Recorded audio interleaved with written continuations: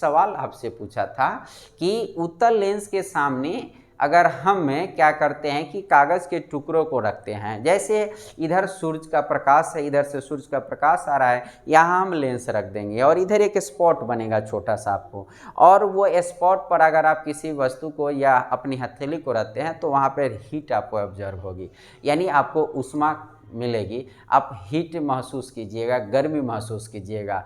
और कम अर्थात जल्दी जलने वाला अगर किसी वस्तु को रखते हैं तो वो जल जाएगा, और अगर वह लेंस बहुत बड़ा हो तो ज़्यादा किरणों को फोकसित करेगी उस पर, तो वह जल उठेगा। ऐसा क्यों होता है, अब यहाँ पर समझिए। आप सभी जान रहे हैं कि ये क्या है, प्रकाश की किरणें हैं, और प्रकाश की किरणें में ऊष्मा होती है अर्थात हीट होती है।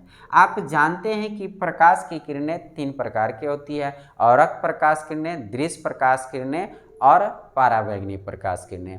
ये जो सूर्य के प्रकाश होते हैं उसमें ये तीनों प्रकाश होते हैं और उसमें ऊष्मा भी होती है, अर्थात सूर्य के प्रकाश में गर्मी होती है। अब वो गर्मी जो है वो सभी किरण के पास है। अब देखिए कि मान लीजिए कि इस तरह से प्रकाश समानांतर प्रकाश की किरण पुंज है और बहुत सारी ये किरणें हैं, ठीक है ना, यहाँ पर करोड़ों किरणें हैं, ठीक है ना, ये करोड़ों किरणें हैं। अब ये करोड़ों किरणें जो हैं वो इतने दूर में, अब मान लीजिए कि एक किरण के पास 1 जूल ऊष्मा हो, दूसरे किरण के पास भी 1 जूल है। अब 1 जूल है कितना है ये कोई डाटा नहीं है, लेकिन हम आपको एक अनुमान दे रहे हैं समझने के लिए।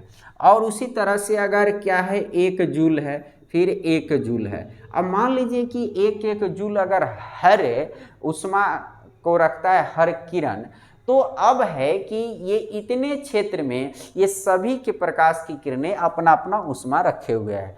अब ये अपवर्तन के बाद सभी किरणें एक बिंदु पर मिलेंगी। तो एक बिंदु पर मिलने से क्या होता है, एक बिंदु पर मिलने से यह होगा कि 1 जूल करके जो अलग अलग क्षेत्रों पर है वह सभी एक क्षेत्र पर आ जाएंगे, यानी ये जो करोड़ों किरण है और करोड़ों जो जूल होगा वो सब आपका एक बिंदु पर आ जाएगा। तो यहाँ पर क्या हो जाएगा, अधिक ऊष्मा हो जाएगा, ऊष्मा की मात्रा क्या हो जाएगी, अधिक। अब इसी बिंदु पर अगर आप कागज के टुकड़े को रखते हैं तो क्या होगा, वहाँ इस अधिक ऊष्मा की वजह से वह जल जाएगा, ठीक है ना।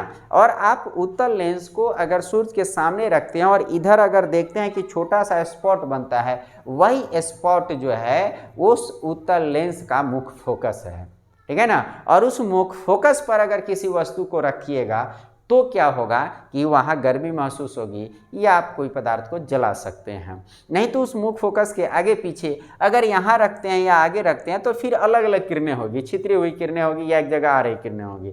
तो अलग अलग किरणें अलग अलग जगह पर आपतित होगी या अपवर्तित होगी, तो अलग अलग प्रकाश की किरणें अलग अलग जगहों पर गर्मी उत्पन्न करेगी। लेकिन अगर एक बिंदु पर अगर यह अपवर्तित होगी तो एक ही बिंदु पर सारी प्रकाश की किरणें अपनी अपनी ऊष्मा को एक जगह पर क्या कर देगी, समाहित कर देगी, एक जगह इकट्ठा कर देगी।